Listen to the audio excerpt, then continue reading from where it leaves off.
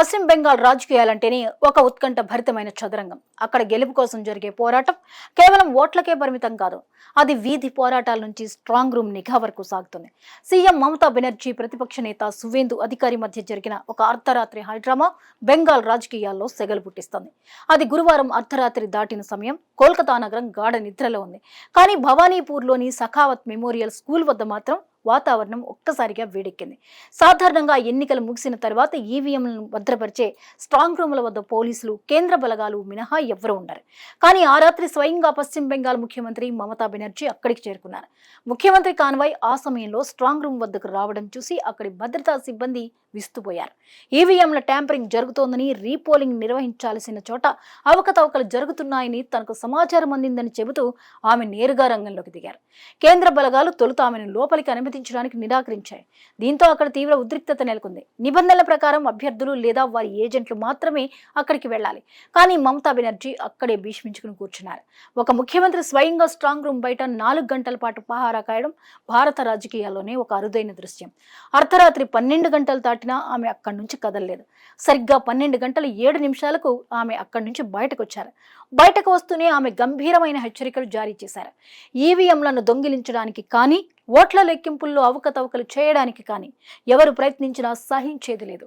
ఇది తమకు జీవన్ మరణ పోరాటం అంటూ ఆమె చేసిన వ్యాఖ్యలు రాజకీయ వర్గాల్లో సంచలనం సృష్టించాయి. మమతా బెనర్జీ స్ట్రాంగ్ రూమ్ వద్ద నిఘా పెడితే ఆమెపై ప్రతిపక్ష నేత సువేందు అధికారి మరో రకమైన నిఘా ఏర్పాటు చేశారు. మమతా బెనర్జీ స్ట్రాంగ్ రూమ్ వద్ద ఉన్న ప్రతి క్షణాన్ని బీజేపీ ఏజెంట్లు గమనిస్తూనే ఉన్నారు. మరుసటి రోజు ఉదయం సువేందు అధికారి ఒక ఫోటోను సోషల్ మీడియాలో షేర్ చేస్తూ అసలు బాంబు పేల్చారు. ముఖ్యమంత్రి కదలికలపై తాము నిరంతరం నిఘా ఉంచాం.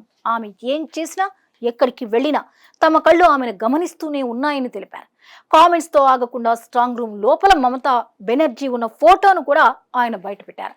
అవుట్ గోయింగ్ సీఎం ఎన్ని ప్రయత్నాలు చేసినా నిబంధనలు ఉల్లంఘించకుండా తాము అడ్డుకున్నామని సువేందు సవాల్ విసిరారు. కేవలం భవానీపూర్లోనే కాదు, ఉత్తర కోల్కతాలోని నేతాజీ ఇండోర్ స్టేడియం వద్ద కూడా పరిస్థితులు ఇలాగే ఉన్నాయి. అక్కడ పలు నియోజకవర్గాలకు చెందిన ఈవీఎంలను భద్రపరిచారు. అక్కడ కూడా తృణమూల్ కాంగ్రెస్ నాయకులు భారీ ఎత్తున ధర్నాకు దిగారు. కౌంటింగ్ రోజున ఏదైనా జరగవచ్చు అనే అనుమానంతో ఇరు పార్టీల నాయకులు నిద్రలేని రాత్రులు గడుపుతున్నారు. ఈ మొత్తం వ్యవహారం చూస్తుంటే బెంగాల్ రాజకీయాల్లో నమ్మకం కంటే అనుమానాలే ఎక్కువగా ఉన్నాయనిపిస్తోంది. ఒకవైపు అధికార పక్షం ఈవీఎంలను కాపాడుకోవాలని చూస్తుంటే, మరోవైపు ప్రతిపక్షం ముఖ్యమంత్రి కదలికల్ని అనుమానిస్తోంది. ప్రజాస్వామ్యంలో ఓటు ఎంత పవిత్రమైనదో ఆ ఓటు భద్రంగా లెక్కించబడటం కూడా అంతకంటే ముఖ్యం.